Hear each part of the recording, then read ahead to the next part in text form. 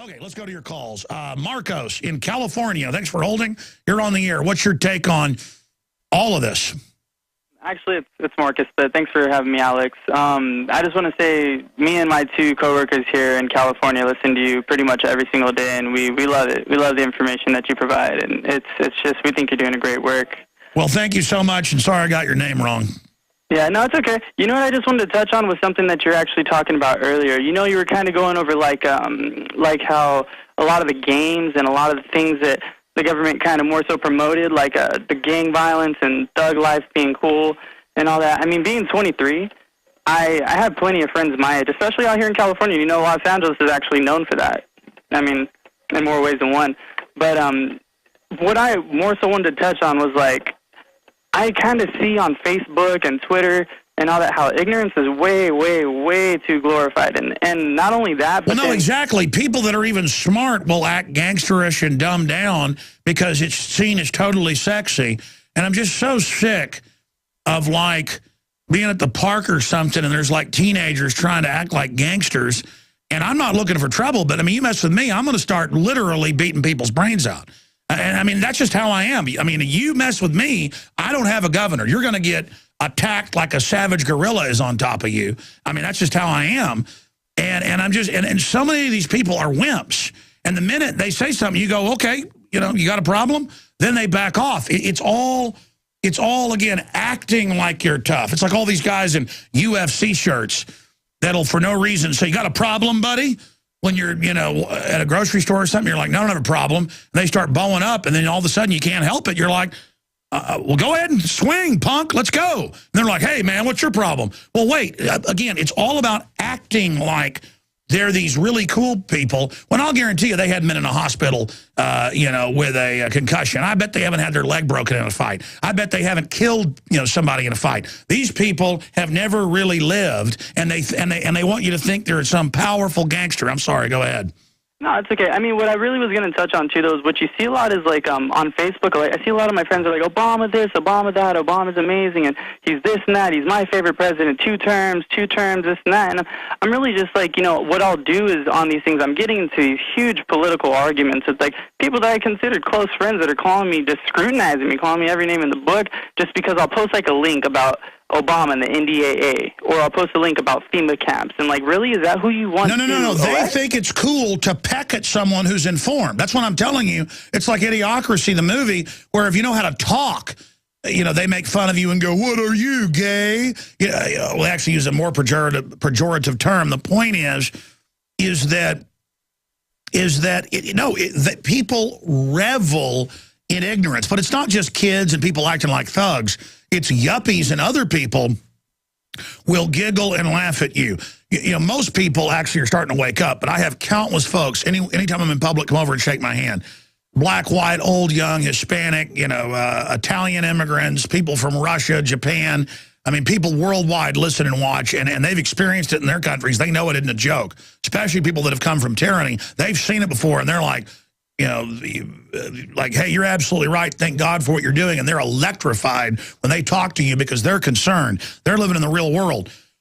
But we've got people in this country that have had so much freedom so long, they think it's all a big joke nihilistically. And they're literally whistling past the graveyard. Go ahead. Sorry. No, it's okay. And just one question before we do get off, because I know you got plenty of things to touch on. I just wanted to ask you, what do you think about, like, what I've just hated was in all these elections, you know, all the debates and everything they've had, whether it be the vice presidents or the presidents themselves, no one wants to mention that, like what's coming up in the next upcoming year, like the NDAA, the killing of the dollar. I mean, they touch on checkpoints, all of it. No, exactly. People think it is an attribute to not be informed or involved. Thank you for your call. Great points. We'll go to more calls in a moment. But finishing my point, 90% of people that have got the, you know, the will to come over and talk to somebody, they're going to be listeners because, hey, they like you. When people dislike you, you'll be in a restaurant, you'll see some, you know, guy smiling and laughing. It's usually kind of a liberal professor, psychologist type. A lot of times I freak them out. I go, you're a psychologist, aren't you? And they'll go, well, how do you know that? And I go, well, you're a priest class. You're on a power trip. You think you know everything. I can tell what you are.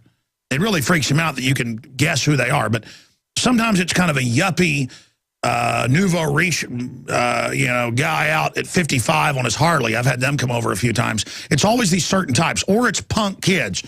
But you'll see them laughing at you, and they'll finally say, conspiracy theorist, and look to see if it hurts your feelings.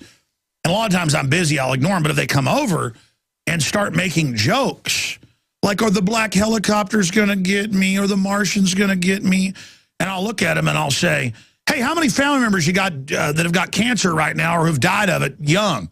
If you think cancer's dying, in the vaccines is funny, go ahead and laugh. But if I was you, I'd care about GMO sterilizing your butt. I'd care about aspartame giving you brain tumors. Don't sit there and come over and make a joke at me because you think all this is funny. And they'll go, I mean, I actually agree with you on a lot of stuff. And I asked my friend Tommy Pilata years ago about why they'll get in your face, but when you go back, they'll respond and grovel. And I said, it shows they're really awake. And he goes, no, that's not what it is, Alex. And I actually later learned he was right in a general sense. They are just flotsam and jetsam. They have no view of their own. And so when you're authoritative with them and don't grovel in fear, they just want to make you feel bad to make themselves feel good. When you slam them back, they're such followers, they'll start groveling. Because, I've had guys walk over, usually the kind of the redneck type and go, hey, kind of hit you on the shoulder. How you doing, Alex? And then grab your hand and start trying to crush it. Those types. And you'll pull your hand back and they're like, oh, hey, yeah, I really like what you're doing. Bet you're glad the troops are dying, stuff like that.